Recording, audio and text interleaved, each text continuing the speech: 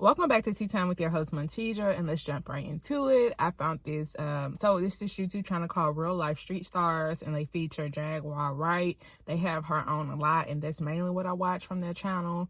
And she did a video on Blink Twice, so I kind of want to give my take and my point of view on that because I did see the movie in theaters and it was real good.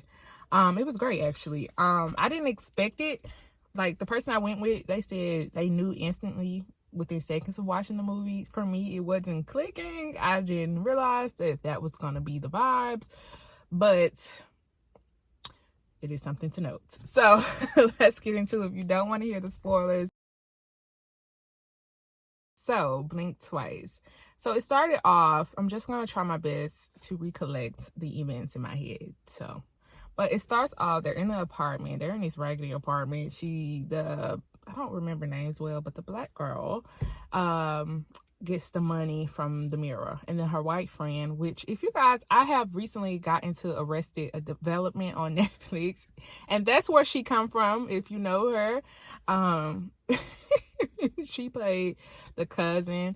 Yeah, she's from that Arrested Development. It's a series on Netflix. It's real toxic, real funny, but it's a 10 out of 10. It's a great series. I recommend. And this movie is awesome too. Okay, anyway, 10 out of 10 I recommend. Okay, so yeah, they live in an apartment together. They go to this catering event. They're supposed to be a waitress, so they change to be guests and to meet this billionaire, right? Okay, so before we get there, she watched this YouTube video and she was watching it like she just knew him, like she just had to meet him type of thing. So they get to the event, they switch clothes, so they are guests, but they are in color dresses. Everyone else, if I'm not mistaken, is in black, and they are in blue and red dresses, like the pill, take the pill, blue or red, you know what I mean? But yeah, so they stood out, obviously. She broke a glass or tripped or something. Anyway, she got his attention. So they were talking. So he invited them to this island. And so they're going to an island. They're like, we with the billionaire. I think he's a billionaire here. And like, yeah, we finna go private jet. Let's go live the high life type of thing. And so, number one red flag, you don't ever go anywhere with anyone. I don't care how much money, what their status, and like none of that. You never go anywhere with a random man, especially, well, random people. You don't know anything about these people, and they're hopping on the dang on plane. It's not that deep. Like, I get it, it's cool to meet celebrities, but it's not that serious. I don't trust celebrities to the point, I don't trust nobody like this to the point I'm just gonna hop on a plane like, oh yeah, and you don't have no money to get back. You don't know anything about the place you're going to, the resources. And they're literally like just, no, taking a whim, taking a risk. You gotta make the right risk. Make the right risk. You gotta take the right risk. You just can't just do random stuff because it looks good or it's like, yeah, I won. Like, no. But anyway, they got on the plane. So they arrived to this private island, and it's very much deserted. Literally no houses, no nothing. It's just this big mansion, and that's it. So they arrive, and I'm like, oh, it's nice. But then they check into their rooms. First of all, the lady, weird. She just gives me weird vibes, like those people who are like chatty and all over the place and this and that, just discombobulated. That gives me, that right there is like setting me off. Like, wait, okay, so they get to this island, so they get into the rooms, and she goes into her room, and she's just like, bam, better look next time, Mitch. Yeah, I'm here now. I'm here now. Yeah, I'm finna get the number one spot. So the movie goes on. They go to dinners. They get these gift bags, these red gift bags, and I guess they get them every day or whatever, I don't know, or however. But they do have perfume. But they're also taking some type of acid or type of drug that make them high and loopy at dinner every single day. And the black girl, her white girlfriend, I wish I remembered these people's name, or I should have looked at their name before I started this, but whatever. Let's just keep going. So the white girl, so one night, so during the movie, they dinners, everything, but they're running like for their lives, and you're like, why are they running for their life? This is kind of weird. What's happening? They're not being chased or anything. Why are they like running for their lives? But then they would start giggling like and all of that. Okay, so one night, the white girl, the black girl and the white girl, they're friends, they're besties, but the white girl ended up getting bit by a snake. And you see the next, because that was at night, and then you see the next morning, the maid came and was getting the snakes up so that people wouldn't get bit. And I was like, okay. So, but the girl, let's go back. The girl got bit that night, and she was just starting to like kind of be like, oh, isn't this weird? Like the whole vibes of the island, this is weird. And her friend was just like, the black girl was just like, don't kill my vibe. Like, I'm happy to be here, And then her friend, the white girl, had to be like, yeah, you're right.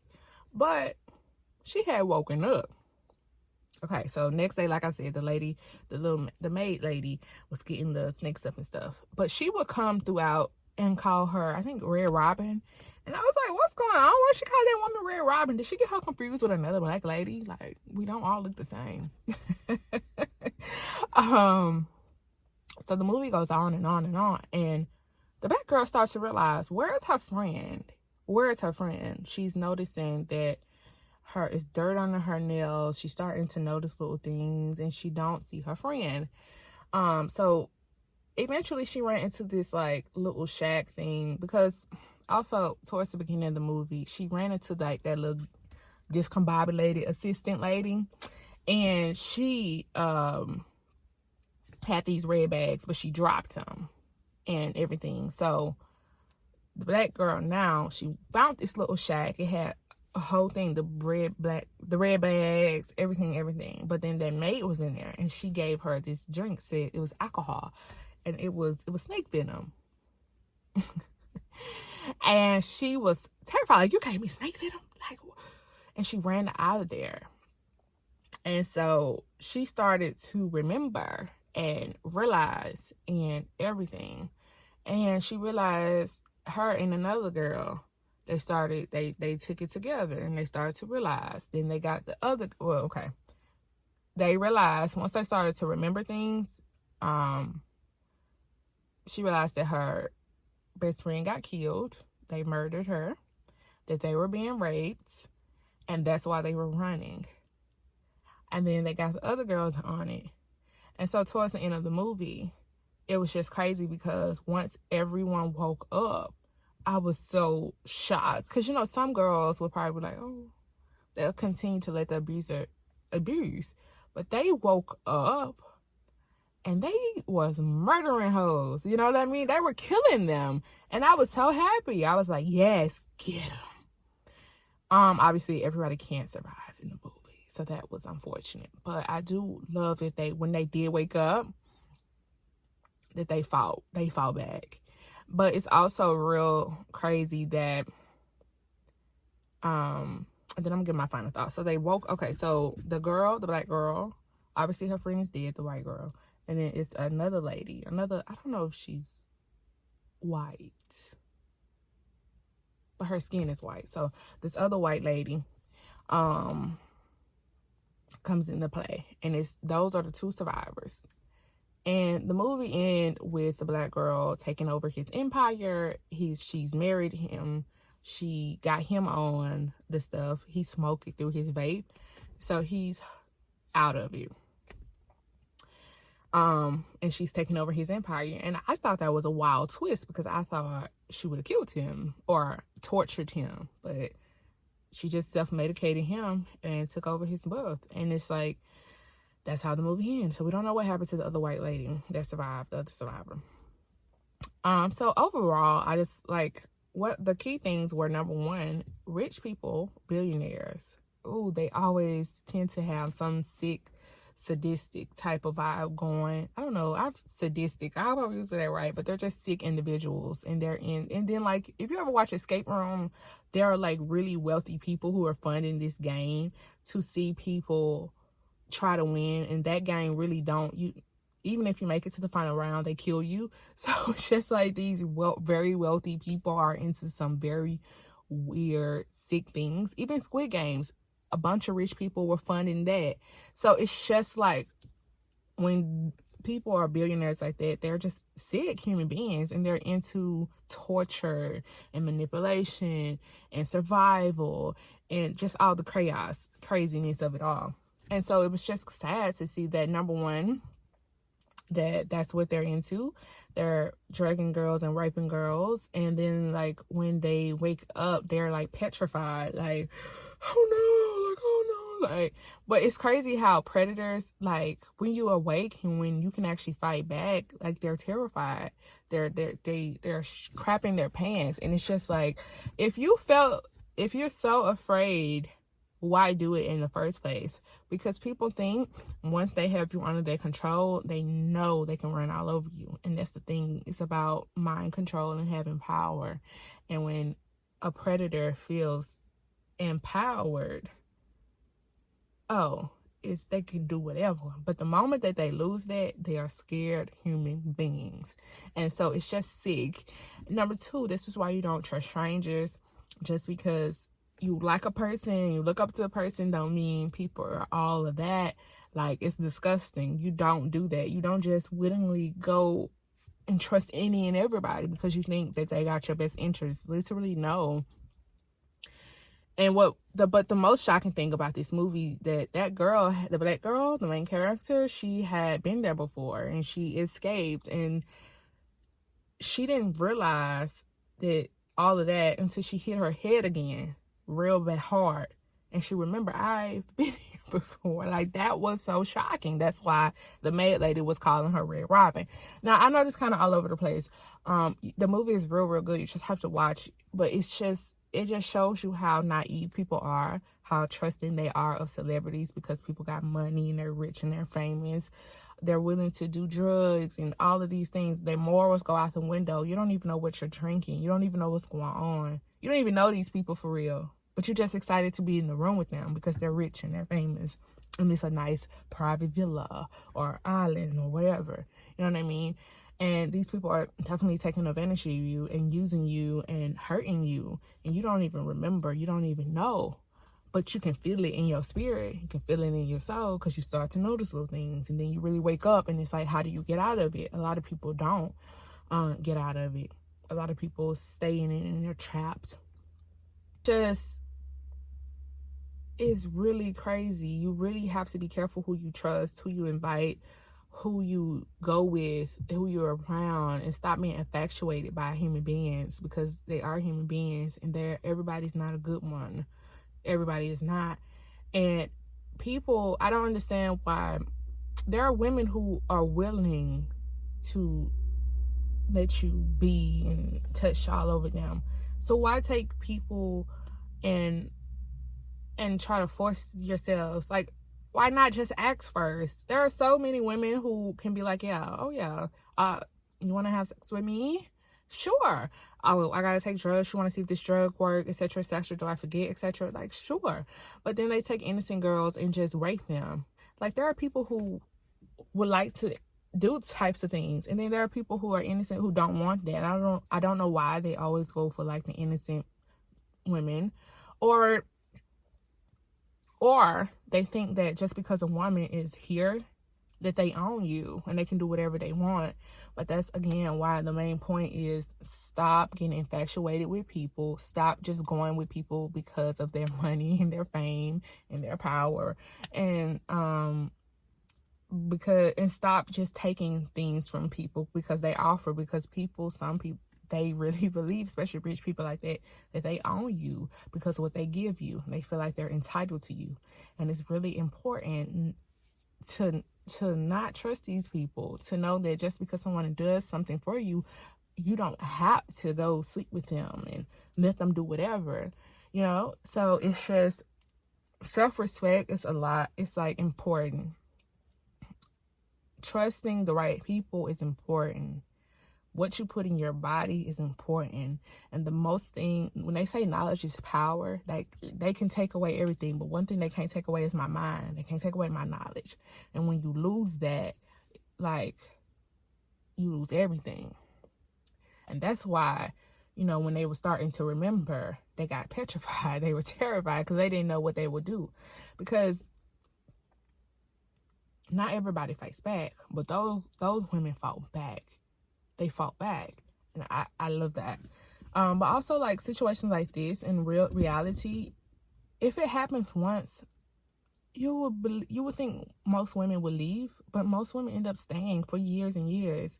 Like, when I was watching the Playboy Mansion whole series, and they were saying how they were drugged and this and that, a lot of those women stuck around Hugh Hefner.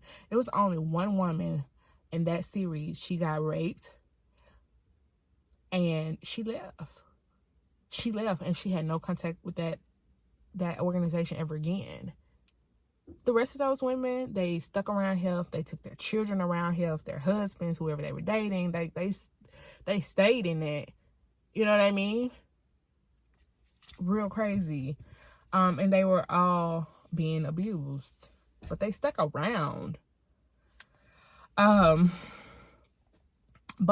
the last thing for Blink Twice that I wanted to add was that him and that discombobulated assistant, they were brothers and sisters, and they were raped and touched growing up as children, and they were victims, but then they became predators. Like, she wanted to forget, and when she was awoke, she was pissed. But it's just like, you would blindly want to forget, but also engaged in helping your brother, who you both were once victims, so you guys can become predators and stay that way. It's real sick. It's real crazy. That's why I'm saying, like, a lot of victims stick around their predators and become them predators and help them so that they can get other people to feel what they feel. And it's sick. It's a sick cycle. It's a vicious cycle. It's disgusting. All right, so thank you guys. That's all I have for Blink Twice. It's a great movie to watch, and you should just be aware and stop being infatuated with human beings and wake up and realize that they are human beings. People will hurt you and manipulate you and use you and abuse you if you allow that energy. Okay, guys, and the last thing that I want to add, Don't Blink Twice was obviously great. And the one thing that I can relate to in Don't Blink Twice was that feeling of being deserted and not knowing how to get out. So in this situation, I actually knew this person. I actually trusted this person. Unlike in Blink Twice, they did not know these people. They just blindly trust these people.